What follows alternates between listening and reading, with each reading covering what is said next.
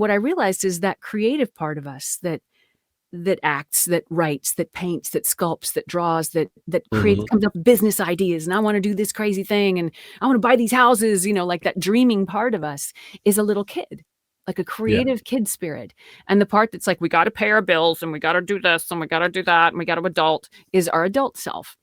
Mhm. If you turn to a four-year-old and they're like, "I wanna build this," and you're like, "How are you gonna do it? What about your taxes? What about this? What about that?" They shut down like that. Yeah. And what I was doing every time I auditioned was telling myself how wrong it was, how off it was. "Well, it's not gonna work because of this, and I should have done that." And you do that to your four-year-old a couple times, they're not gonna wanna come out and play anymore. So Yeah. I was in an internal war around this, and what I made myself do, it really keyed me into some of the larger I was already present to some of the larger negative thinking patterns I was really training myself out of, because that is the only way. There's no Mhm. magic pill, there's no single class or meditation retreat. I mean, there might be, tell me if there is, but if you're gonna take, that's gonna flip that switch for you. It's like anything else, you gotta show up on the daily and slowly Yeah. but surely reform the clay.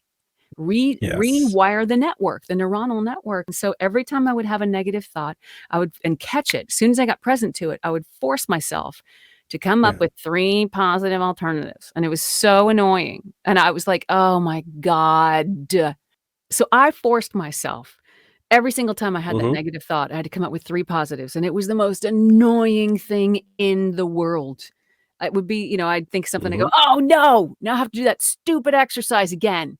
And I did it over and over and over and over until I saw the world genuinely in a different way, in a very, very different way, and it's Mhm. so joyous. This morning, I was coming out of dream time back into consciousness, and it was I was awakened with thoughts of just how wonderful life is and how loved we Mhm. are by the universe, and I was like, "Wow, this is awesome. I can wake up to this every day. This is sweet." And then world Yeah. thoughts came in like, "Oh, I better do this thing, and did I do that thing? I'm behind on this." And I was like, "Stop, stop, go to 0. Just go to 0. Yeah. Go to Yeah. simplicity, go to peace." I mean, right now, I'm in a space in my life where I am not focused on building one single thing for myself, and it's weird and uncomfortable, but what I'm passionate about is building things for other people. Like, you cannot stop Mhm. me from building things for other people. I'm like, "Okay, I made this thing for you guys, and there's this thing for you guys, and what do you need?" It's just all I care about, and there is a part of my brain going, "But what if we were supposed to earn, and we were gonna and you're spending," and I'm like, "Don't worry about it. It is gonna fall into place because it always does." And it's just that act Yes. of retraining the brain to trust the quantum field, trust the larger intelligence.